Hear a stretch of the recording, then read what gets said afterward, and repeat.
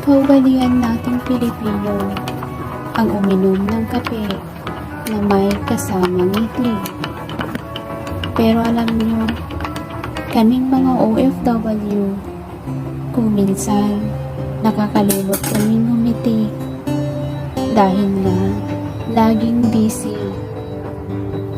Lalo na kung ang mga pamilya namin ay di mandang marunong magpangiti.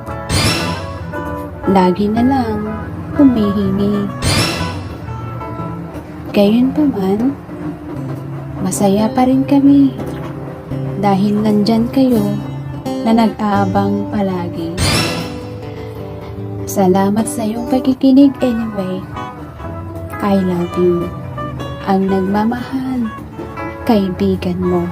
Mag-like at mag-subscribe ka naman dyan, kaibigan. Salamat.